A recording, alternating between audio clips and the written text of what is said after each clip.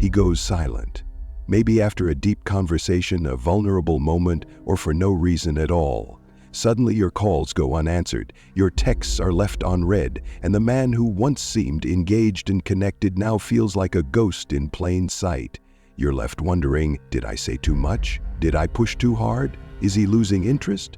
Or is this just how avoidants are? I'm Jim Rohn, and in today's video we're going to unpack something that drives so many anxious or securely attached women to self-doubt, overthinking, and heartbreak.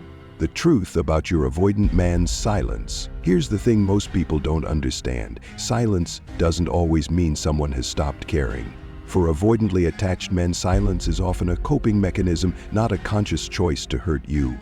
It's how their nervous system protects them when they feel emotionally flooded.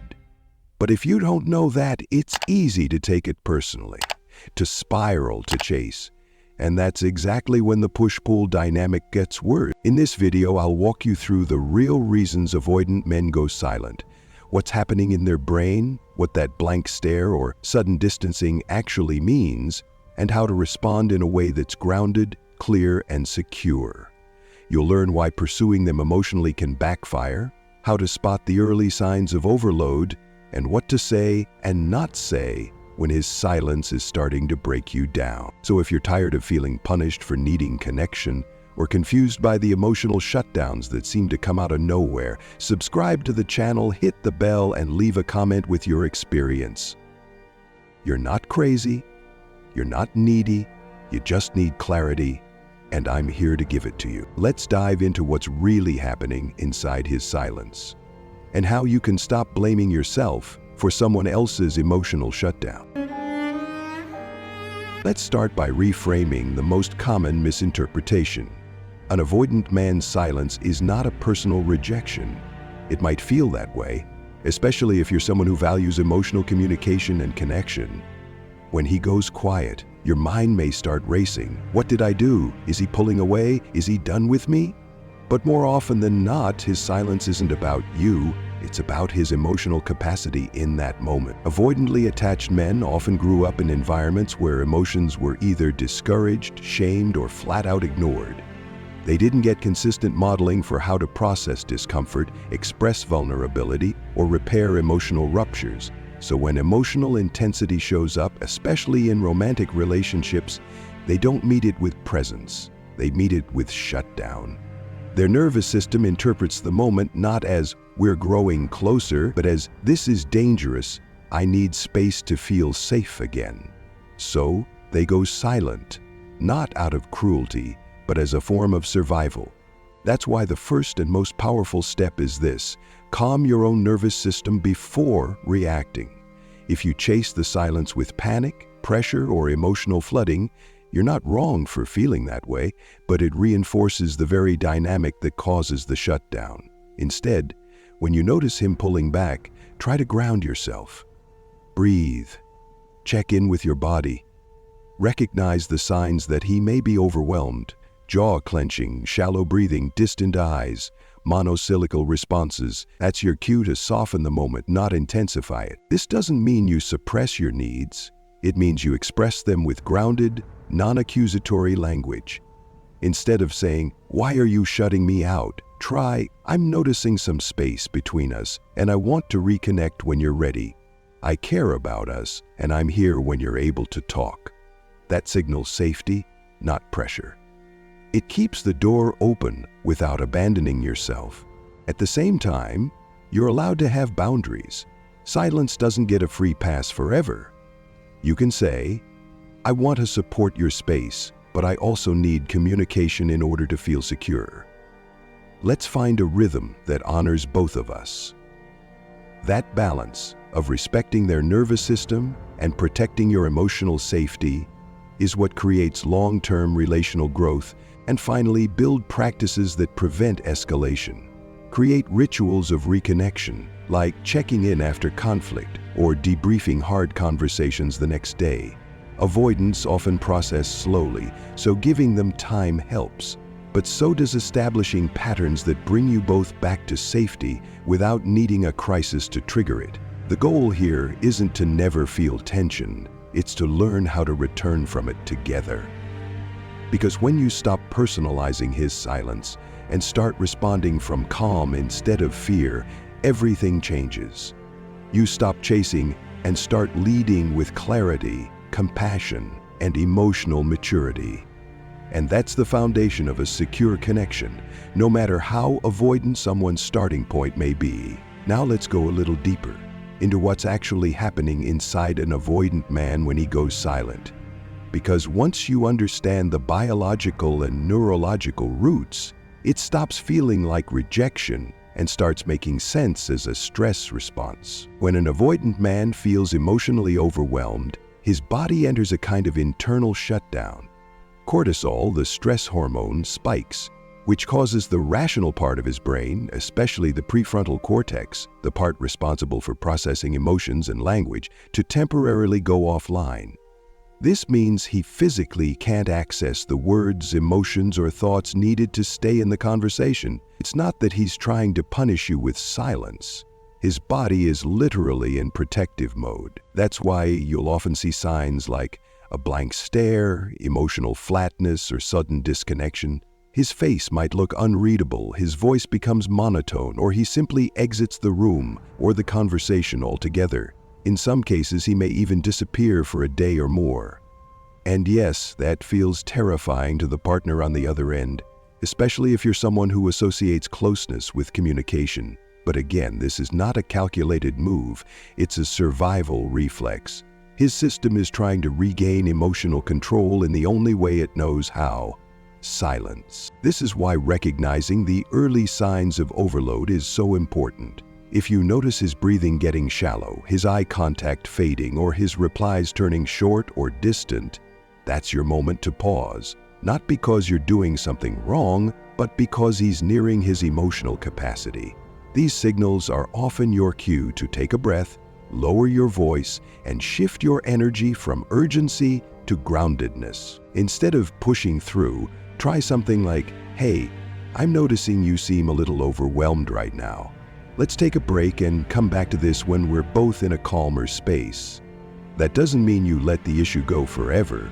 It means you prioritize regulation before resolution, and you model emotional safety by not escalating when he shuts down. But let's be clear, silence doesn't get to be the final word in a healthy relationship.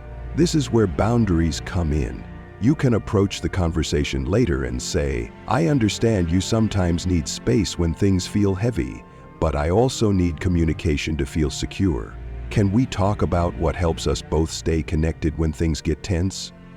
This kind of dialogue keeps you from abandoning your needs and prevents him from feeling emotionally ambushed. Over time, these moments build emotional resilience in the relationship.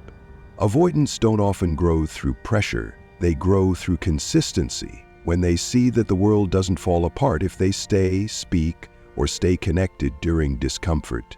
You can help create that space not by walking on eggshells, but by replacing emotional reactivity with emotional presence. And there are small, intentional ways to create safety between you. Establish rituals of reconnection after conflict. It can be as simple as saying, "I know that was hard for us. I'm proud we're figuring this out together." Avoidants may struggle with processing emotions in the moment, but they often reflect deeply after the fact.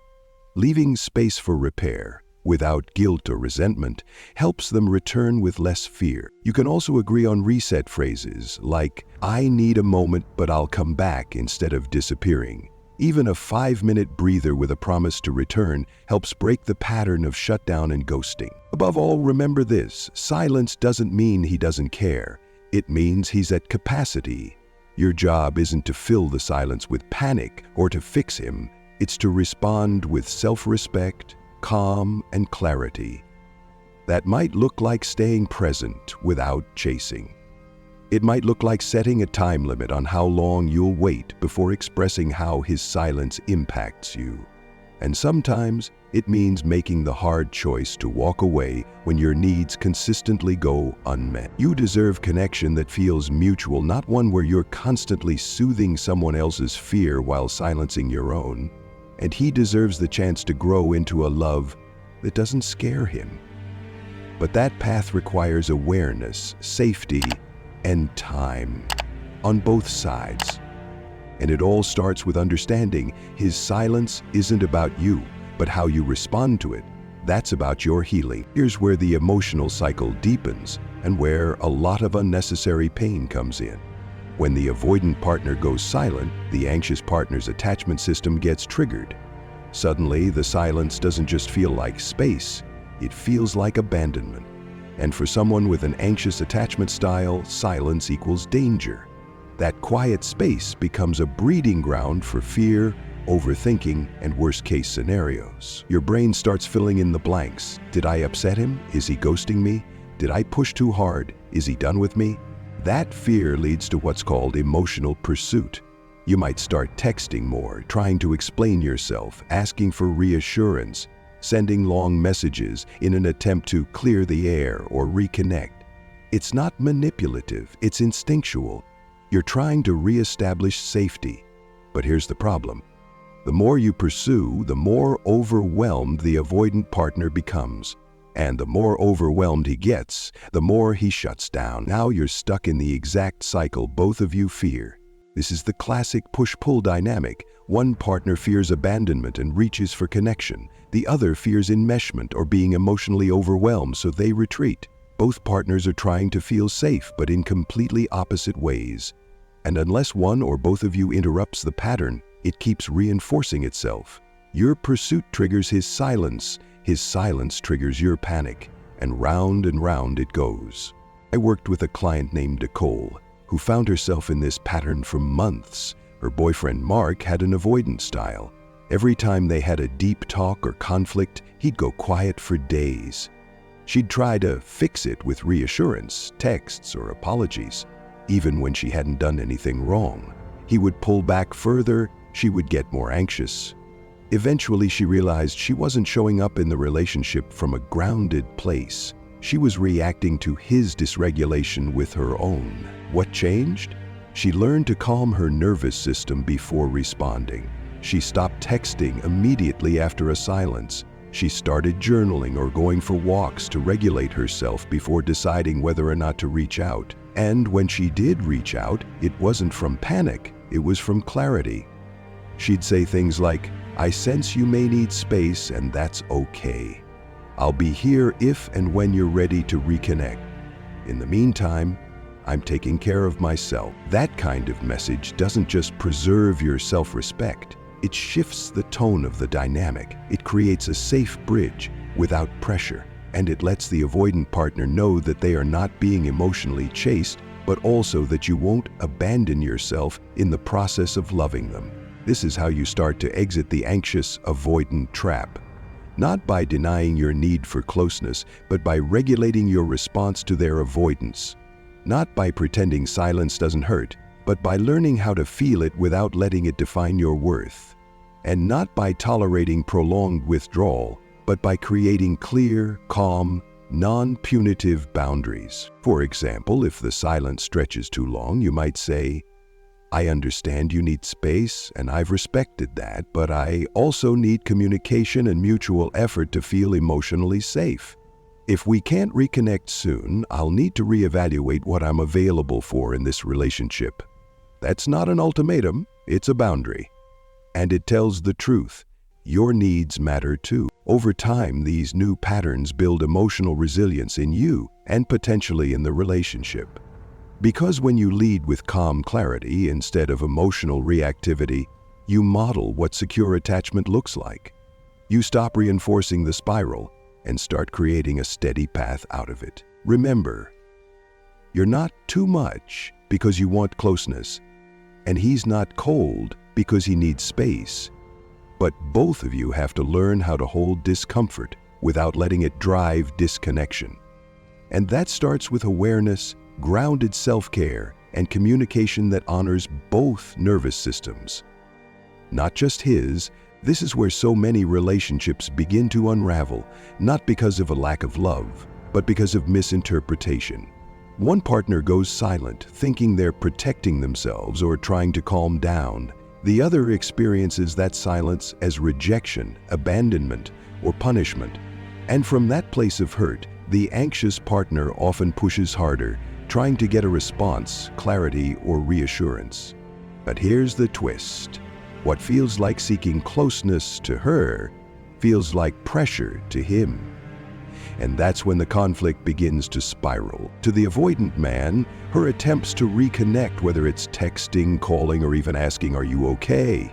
can feel like a demand rather than a gesture of care. He may not be consciously trying to punish or ignore her. In his mind, he might be thinking, "I just need space to think." But without communication, she fills in the blanks. Why is he doing this? What did I do wrong? Is he done with me? That gap between intention and interpretation is where so much pain gets amplified. This emotional misunderstanding often escalates quickly. She may feel unloved or disrespected and respond emotionally, maybe with frustration, tears, or accusations. He, already overwhelmed, interprets that as confirmation that intimacy is unsafe. So he withdraws even further, not because he's cruel, but because his nervous system is trying to escape what feels like an emotional fire. And now both partners feel alone in the same relationship. This is why learning to use grounded, non-accusatory language is so essential. Instead of saying, "Why are you ignoring me?" try, "When things go quiet between us, I start to feel anxious. I want to understand what you're needing so we can move through it together." That one shift from blame to curiosity can completely change the tone. Even more powerful, pausing to check your own nervous system first before trying to bridge the gap. Are you calm? Are you trying to connect or trying to control? When you lead with regulation instead of reactivity, you break the cycle. You show him that closeness doesn't have to mean chaos, and you show yourself that your voice can be strong without being sharp. The goal here isn't to avoid conflict, it's to navigate it with emotional clarity. Because miscommunication will happen, but disconnection doesn't have to be the outcome. Not when you both learn how to hear beneath the silence. Here's the key takeaway, the one that can help you stop internalizing their silence. It's not about you. It's about their nervous system, their unhealed wounds, and the survival strategies they learned long before they met you. When they shut down, go quiet, or disappear emotionally, they're not necessarily trying to hurt you or push you away. More often, they're trying to cope with a wave of overwhelm that they don't yet have the tools to manage. But the instinct to chase that silence, to fix it, close the gap, or pull them back in only makes things worse. Why? Because it reinforces the very fear they're running from, that connection equals pressure, and closeness means they'll lose their sense of control. That's why your power doesn't come from chasing, it comes from pausing, grounding, and responding from a place of calm clarity. You don't need to abandon yourself or silence your needs, but you do need to learn how to express them in ways that keep you regulated and clear. Because the more you stay rooted in your own emotional safety, the more you create space for real connection, without feeding the cycle of fear, shutdown, and confusion. That's where healthy love begins. Let's wrap this up with what really matters, not just understanding the avoidant man's silence, but learning how to navigate it with your self-worth intact. Throughout this video, we've explored what's actually going on when your avoidant partner goes quiet. It's not always rejection. It's not punishment. More often, it's a trauma-informed coping mechanism, his nervous system trying to regulate overwhelm the only way it knows how, through distance. We looked at the biological roots of that shutdown, the emotional spiral it can trigger in anxious partners, and the push-pull dynamic that keeps both people stuck in cycles of fear and misunderstanding. We talked about what you can do to break that pattern, how calming your own nervous system, recognizing the signs of his emotional overload, and responding with grounded, non-accusatory communication can shift the dynamic without sacrificing your own emotional needs. We also touched on the importance of kind but firm boundaries, rituals of reconnection, and staying regulated even when the silence feels personal. Because here's the truth, you don't need to chase silence to be heard. You don't need to overperform to earn love. You are allowed to want connection, that doesn't collapse under pressure, communication that doesn't disappear in conflict, and intimacy that doesn't cost you your peace. Thank you so much for watching. If this video gave you insight, clarity, or even just a little more calm, leave a comment below and let me know what resonated most. I'd love to hear your experience, because your story might be exactly what someone else needs to feel less alone. And if you're ready to keep growing, healing, and showing up from a secure place in all your relationships, make sure to subscribe to the channel, tap the notification bell, and stay connected. We've got more tools, real talk, and grounded guidance coming your way. Because real love doesn't thrive in silence, it grows in understanding. And that starts with you.